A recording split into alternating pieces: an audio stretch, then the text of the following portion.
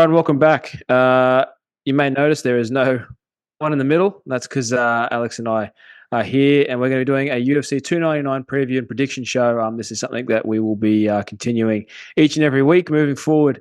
It's a bit of a blast from the past for the old fans as well. It is, and just to preface this, we're filming this, recording on February 27th. So if by the time this video comes out this Sunday, if something happens where Sean O'Malley falls out, Poirier falls out, please don't comment and say, "Oh, well, their person's not in there anymore." We understand. All right, this is we're recording this a week and a half early, so we have time to put it out there. It's a big card from Miami, Florida. Arguably one of the most stacked cards.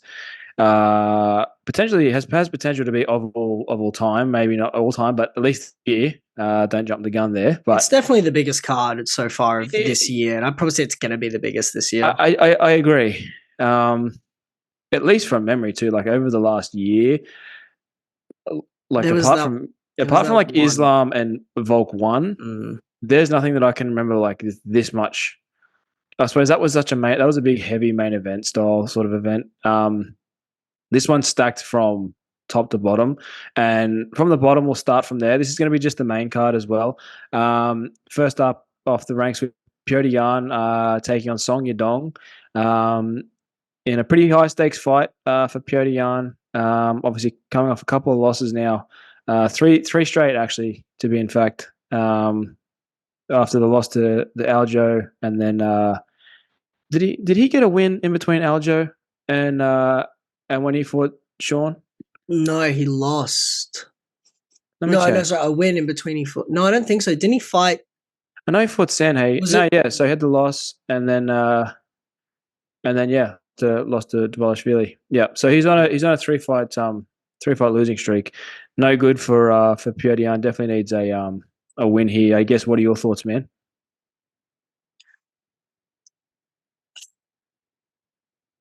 Song Yadong is very, very good. I do think Petr kind of has the style that could give him trouble. So the way I kind of look at it is that, like, yes, like Petr has lost 3 in a row. Like I accept that. But again, look at who he's losing to. He's losing to the best competition in the world. Now, granted, the fight with Sugar was very close. A 50-50. I mean, that was, take it with what you will. That could, I mean, a lot of people thought Petr did win that as well. Yeah. Like Petr, I don't think is in like a Tony Ferguson type situation where he's very clearly done. I don't think that's the case, but I do think Petr has the style to give Song Yadong problems. You know, the sort of constant forward pressure, the use of the inside boxing, and he does mix up the wrestling pretty well. The only thing that kind of gives me a bit of hesitancy is that in his last couple of fights, Petr has seemed to have slowed down in terms of how much he presses forward and how much he tries to sort of cause those engagements to start. You know, you look at those earlier fights before he fought Aljo, and he was much more just pressure heavy, much more front facing. And I kind of just feel like I think it's mental. I think that's kind of gone away a little bit. And I think if Petr can get back to that, just really trying to break people with mainly, you know, pressure, I think that gives him the style to beat Song Yadong. What's up, guys? It's Josh here from the stands. And look, I know you're in the middle of a good little interview that we're currently doing, but I want to take a second of your time just to give a quick little shout out to today's sponsor, TrainAid. Obviously, they're big supporters of us, like we are of them. And today they're sponsoring this video. And look, I want to let you guys know about a little product they do, their premium product, TrainAid Hydration. It's the best hydration formula on the market, guys. I'm not gonna lie to you.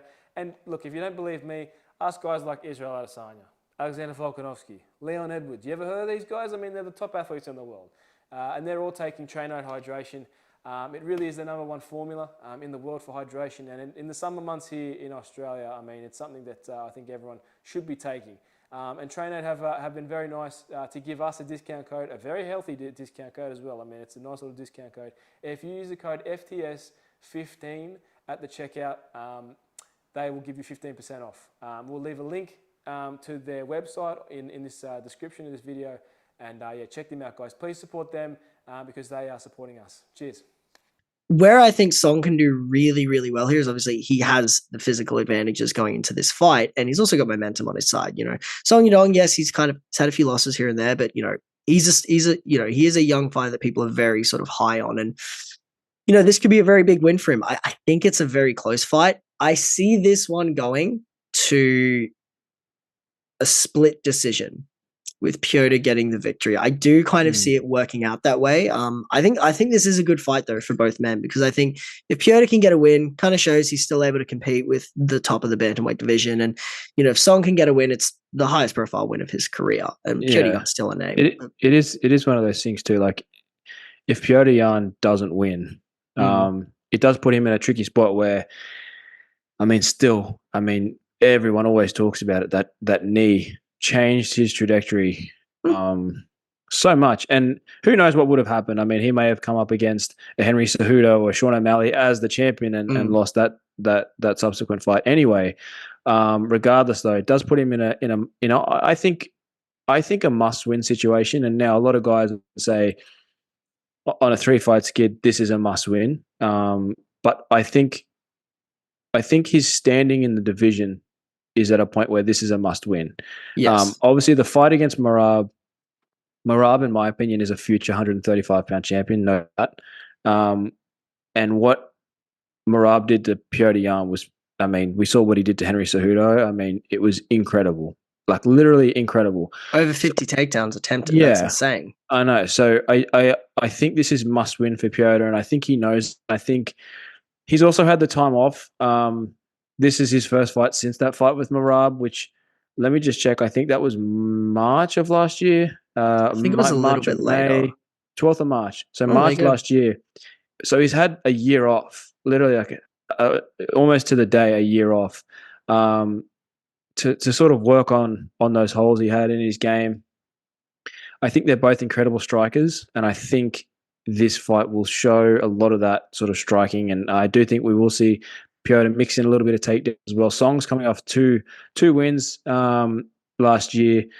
Most recently in December, he's been fairly active, more active than Petr has, but I do think Petr is still at the top of the division and belongs at the top of the division until proven otherwise. And I think this is going to be one of those cases where I think Petr shows he's still got it and is able to put on a pretty dominant display. I think he wins via decision. I think he does it pretty dominantly, and I think he sort of announces his return with a win. I think, in a, how would you say it, like a dominant win. I definitely think he's not done. But I was just going to say, speaking of, dominant returns, how far do you reckon Petr is off the title shot if he comes back and he destroys Song Yadong? Like, I'm talking like this is the old Petr, destroys him.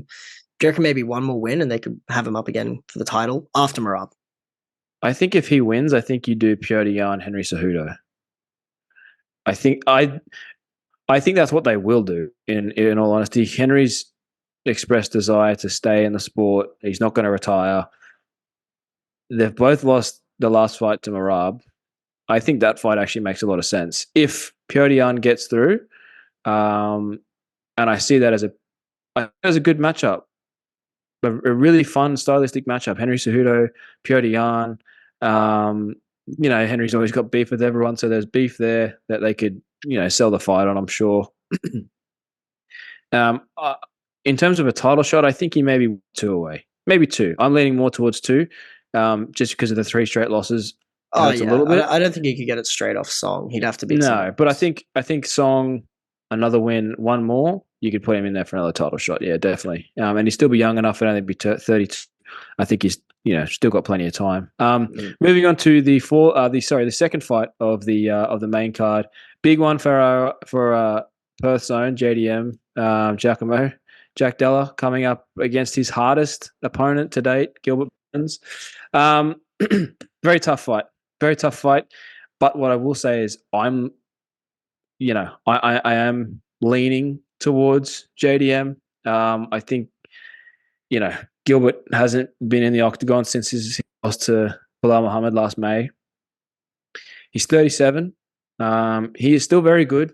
And I think at welterweight, that sort of 36, 37-year-old mark sort of is where it sort of starts to cap things, I believe. I know as it goes down the weight classes, as we head to lightweight and featherweight, obviously we know the 35-year-old and under and over curse is still there. I'm leaning towards Jack. I guess your thoughts. It's definitely a tough fight to call because it's a big step up for Jack, and with a win, it puts him well within title contention. Mm.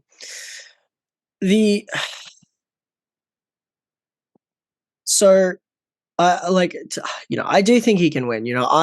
My sort of approach when I look at fights is, anyone can win. I think if anyone looks at a fight and goes, that person can't win, it's ridiculous. We've seen flash knockouts, crazy things happen. Anyone can win. Based just off what we've seen against the competition that JDM has gone up against, I am leaning towards Gilbert to win this fight. Obviously, yes, he got injured in his last fight against Belal Muhammad, but I just think that Gilbert has the skills that he could win this fight everywhere. He has the knockout ability. His wrestling has actually gotten a lot better over the course of his career. And then obviously he's got freakishly good jiu-jitsu. And I just feel like those options, along with, Gilbert's still got some physical attributes. He's strong as all hell. I mean, we saw him down in Sydney and the dude was jacked. Like, he's a big guy. And, he moves very quick. And, it's a good point you raise about, he is older for sure. This could be the fight where Father Time and Gilbert doesn't look like Gilbert. But, then I also think about, the older welterweights we have today that, they're not at the level they were. They're still performing. Wonderboy's nearly got to be 100 years old or something at this point. And Tyron, I think, won the belt at 36 or something like that. Yeah, it was around 36, 37. Yeah. And so, I still think Gilbert can go. Where I think Gilbert could lose this fight is if he takes a slower approach. So he tries to go kind of like tit for tat with JDM, kind of tries to, take the first round to kind of read what he has. I think if he takes that approach, JDM will capitalize and run away with it. But when I look at this fight, I can kind of see Gilbert just has more ways to win. And that's just based off what I've seen. If JDM comes out there and, lands an overhand on Gilbert, then lands a double leg, and then lands like a sick transition to the back and chokes him out, then hey, I'm wrong. But just based off what I've seen, I'm kind of leaning towards Gilbert to take this fight. This is a huge step up in competition. Not unwarranted. Jack's got the win streak. He's been working his way up, but Gilbert's a big step up. And I don't know if this is the fight where Father Time goes, you're done. Could be wrong, but I don't think it's a fight where Father Time maybe catches up, but I think this could be the fight where Jack Della arrives, and I think we go, wow, that was a good Gilbert Burns. That wasn't a Father Time looking weathered Gilbert Burns. That was a Gilbert Burns that we're used to, but that was a Jack Della that just came in and shut him out. I think it's going to be a war. I think it's going to be a 3-round slugfest. I think Gilbert, obviously, incredible jiu-jitsu, so you don't really want to go to the ground. However, in his last few fights, Gilbert really has fight in a stand-up way. The fight with Belal, didn't go his way, but I mean, we go back 3 years ago to the fight against Kamaru Usman, and Usman finished Gilbert. He finished Burns, and one would argue that Jack Della's boxing is some of the best in the division, if not in the UFC. I think he's very crisp, and like we both said, I think this is a warranted shot at a top contender. And I think with a win over Gilbert Burns, this puts Jack in line for a huge fight next. You beat Gilbert Burns, who is ranked number 3 in the world. 3 or 4, at least. He's 3 or 4, I think. You beat a guy, I mean, there's no going back. You are in the upper echelon. You are with the Belal Muhammad, with the Colby Covingtons. You are with the Shavkat Rakhmonov, which credit to JDM. Shout out to Submission Radio when they, spoke to Jack. He said that, he wants Shavkat Rakhmonov in his ideal, in an ideal world where he can face either for the title or a title eliminator, which is huge. That's a crazy fight too, and one I actually favor Jack in, not just being an Aussie, but I do favor Jack in that as well. Obviously, Shavkat, he got touched up by Neil in certain exchanges, and I think JDM presents problems for a lot of fighters, which remains to be seen how far he will go, though. But I do think Jack will get the nod. I think the youth and the quickness and his striking, I think, will do the job. I think it'll be a 3-round slugfest. I think it'll be fight of the night. If I'm being honest.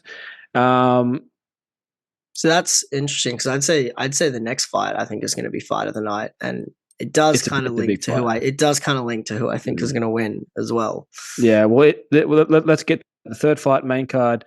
Kevin Holland taking on a debuting Michael Venom Page, making his highly anticipated UFC debut after a long stint in Bellator. I think it's a really fun acquisition for the UFC.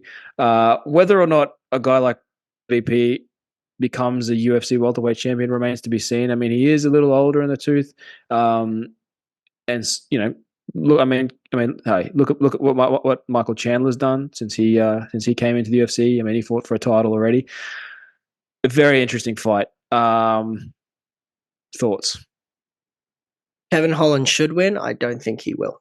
So I'll elaborate a little bit on that. I think it'll be the funnest fight of the night for the fans. I think it'll be the walkouts or they'll talk to each other in the ring. That'll be great. But Kevin Holland has the UFC experience, and we've heard from so many fighters, even Michael Chandler, coming in, that the UFC experience is just a little bit different. Like the first time you fight, the butterflies, all that.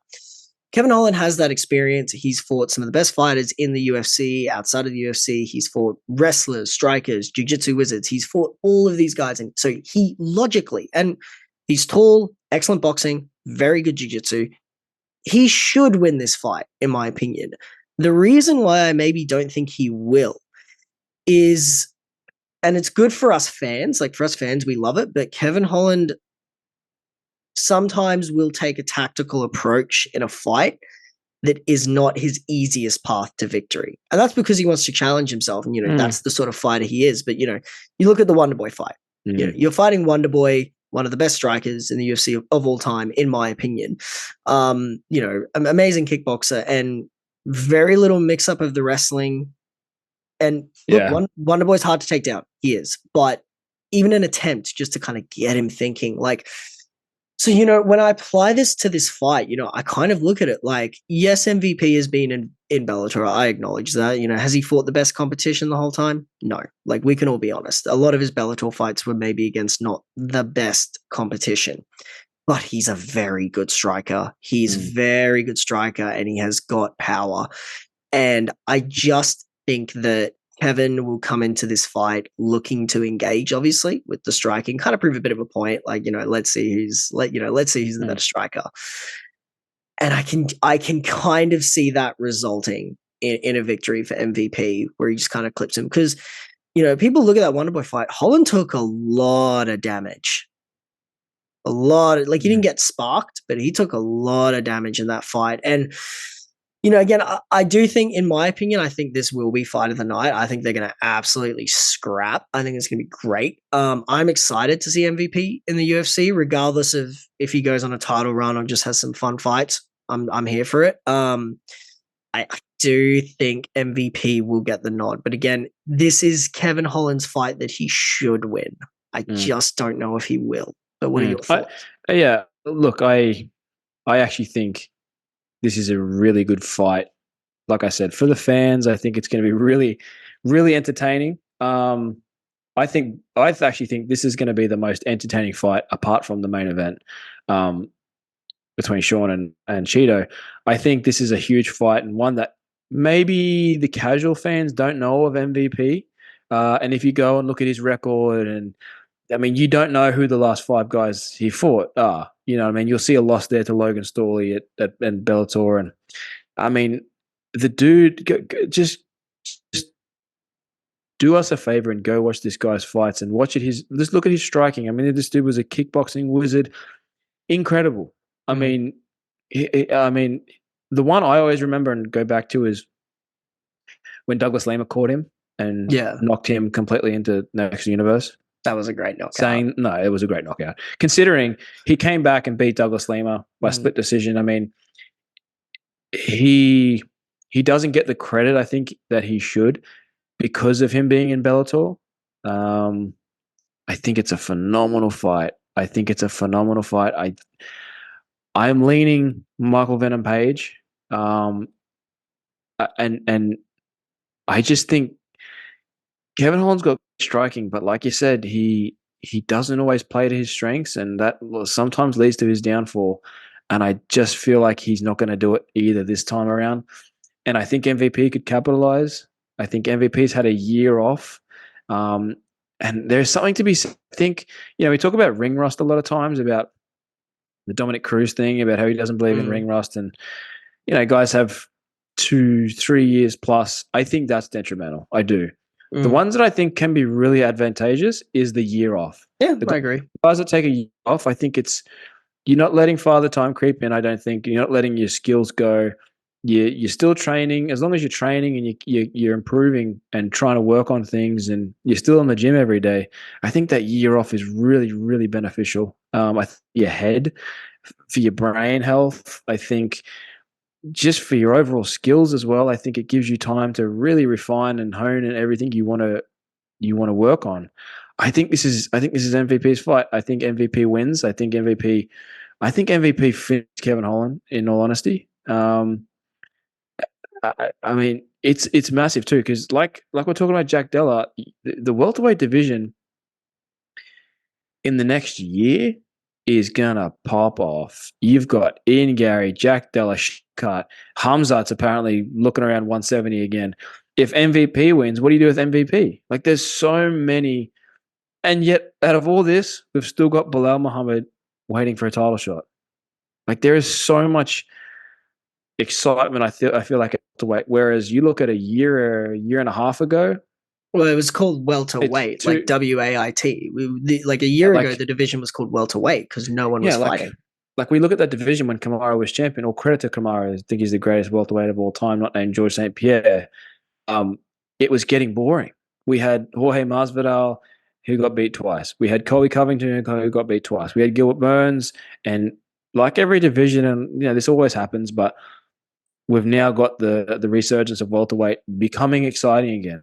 And Leon has challenges coming out his ass. I mean, you have just a killer's division. I think this division, in my opinion, is more interesting than 155. Now, 155 was the Shark Tank for so long, but I think just with the guys that are coming up, the names, the guys that have also potential to be, future superstars. Look at Shavkat, Ian Gary. No one likes Ian, but credit to him. He gets people to watch his fights, whether you hate him or you love him. People watch his fights. So the welterweight division is gonna kick off in the next year and a half. There's gonna be a lot of fun matchups. But getting a little bit off track, but I do think Michael Venom Page takes this one over Kevin Holland. Now onto the co-main event. A very, very interesting fight. Huge. Dustin Poirier taking on Benoit Saint-Denis, where we have a guy ranked. This is like a Sean O'Malley, Petr Yan type situation, where you have a guy, Benoit Saint-Denis, who's currently ranked, I believe, 12th in the UFC lightweight division, or 11th. Correct me if I'm wrong. Dustin Poirier, former interim lightweight champion, ranked number 3. I think 3. Probably 3 or 4. Yeah, 3. I think he's about 3 now. Huge fight. It's the classic one of the young up-and-coming prospect taking on a veteran. By no means is Dustin, near father time. He hasn't called yet. I mean, this is still a Dustin Poirier that is still a killer from what we've seen. Now, granted, we may see a different one after the Gaethje head kick loss. Run me through what you're thinking, because it's a very interesting fight. I mean, like, first and foremost, I'll kind of preface, like, I love Dustin Poirier. Like, I've watched Dustin Poirier since featherweight days. Like, I love Dustin Poirier. There's a few things working against him in this fight, I think. Not that he can't win 100%. I think Dustin has the skills to beat anyone. I truly believe that. I think he has the skills to beat anyone. I do think there are a few things working against him in this fight, which is, he got head kick knocked out last fight. That head kick would knock out anyone. But it's not just that. I think back, he's been knocked out at least 3 times on top of that, he's had wars with Dan Hooker and, wars with other fighters. There was, the 3 knockouts that at least I can remember off the top of my head being, Conor, Michael Johnson, and Gaethje. And the Johnson one in particular was bad, but he had a war with Gaethje originally. Had a really grueling fight with Chandler. 100%. But that adds up. Him and Charles that was 2-3 rounds, but that was still a tough fight. He's been through the ringer. But then you take that into account that he's now 36, 37? 36? Dustin Poirier is, let me tell you, I think he's 35. 35, yeah. 35. So he's 35. He's had a lot of wars, a lot of damage, and coming off a knockout. So I think that is one thing there. Momentum's a big thing as well. Like Benoit Saint-Denis has got momentum, and Dustin's not on a losing streak, but he's got to kick back in a gear after that Gaethje fight. Technically, I think Poirier is obviously the way better striker.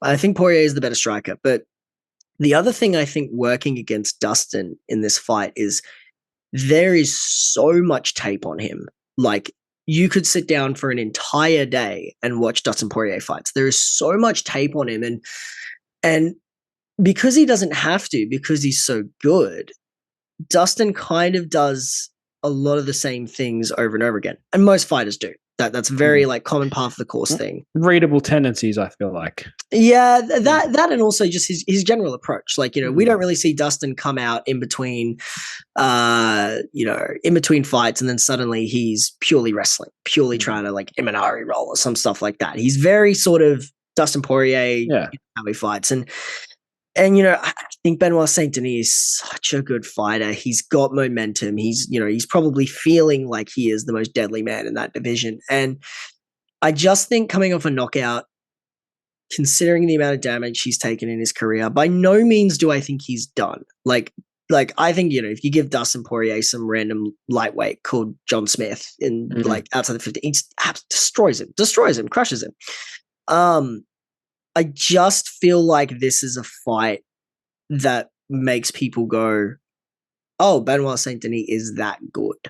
I do think he can win this fight. I am leaning towards Benoit Saint-Denis by split.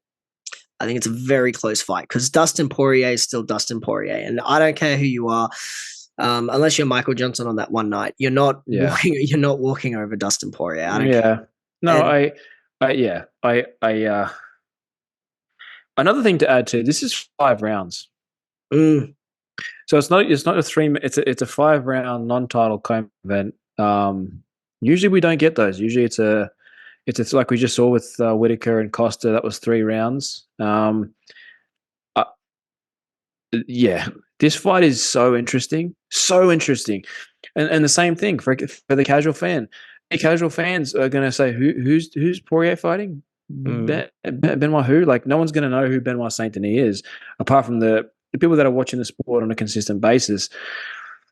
Man, this dude's deadly, and his story is so interesting too. Like, the dude, was fought in the military, I believe, in some capacity, and just has no fear. This dude is like a stone cold, just otherworldly. Like, this dude, I really feel like this guy just has it in their mind too. Like, you can't shake guys like that. You can't shake anyone who's gone through that stuff and then come to the UFC and is now a fighter fighting against Dustin Poirier. I think there's a couple of things I think as well that are in Benoit's favor.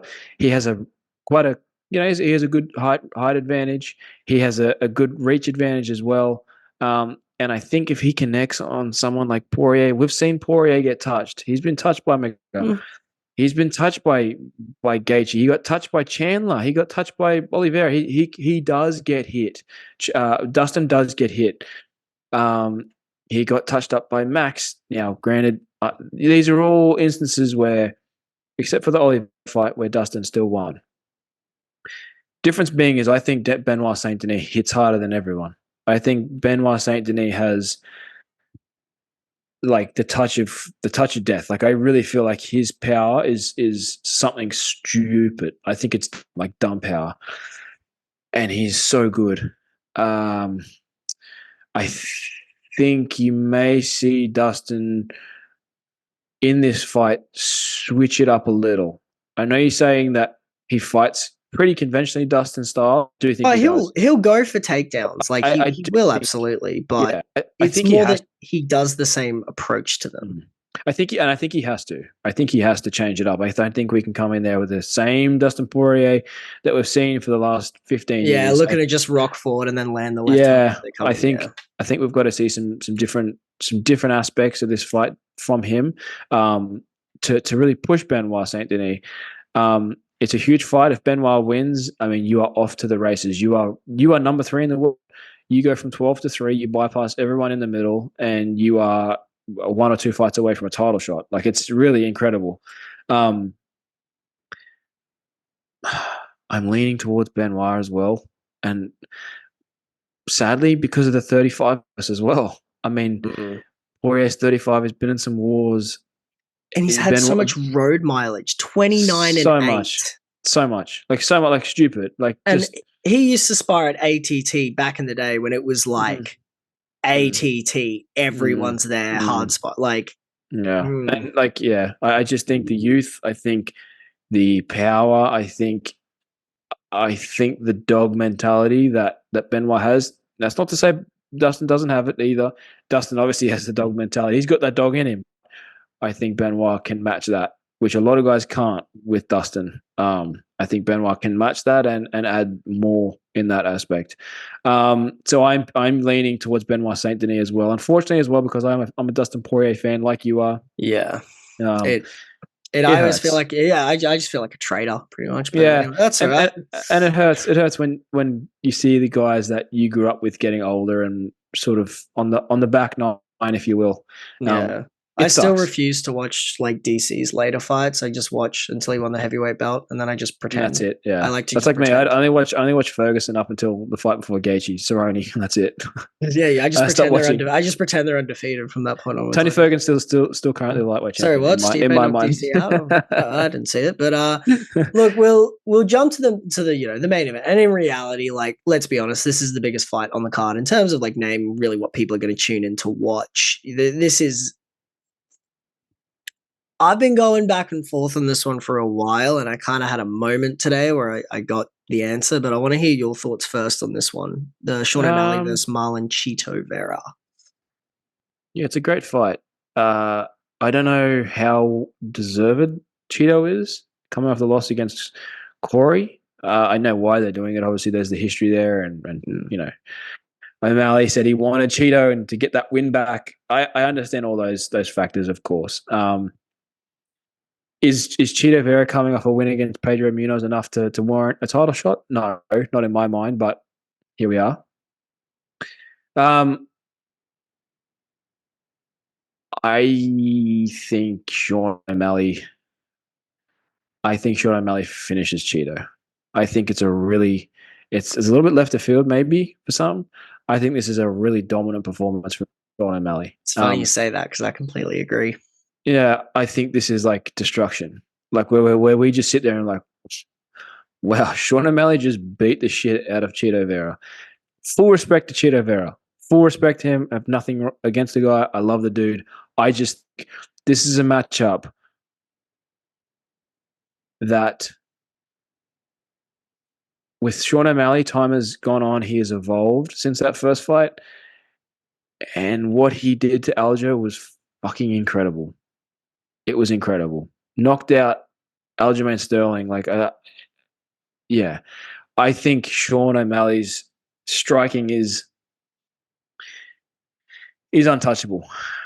And we saw what happened with a guy like Corey Sandhagen against Chito. Very similar build as Sean O'Malley. Got the height, the long length, the reach advantage, the height advantage. I think Sean O'Malley pieces up Chito and finishes him under 3 rounds. He gets the win back. We move on to Merab Dvalishvili.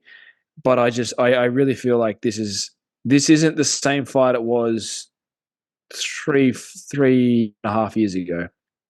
At that time, we were sitting there thinking like they were sort of on the same trajectory, like not in terms of stardom, but in terms of where they sort of sat in the division. It was a fun fight and a fair fight to make, I feel like. But now I just feel like I do feel like Teddy Atlas's quote about when someone becomes a champion, they automatically become 30% better. 20-30% better. I feel like this applies to Sean O'Malley heavily. I feel like becoming what he knew he would become will only make him more confident.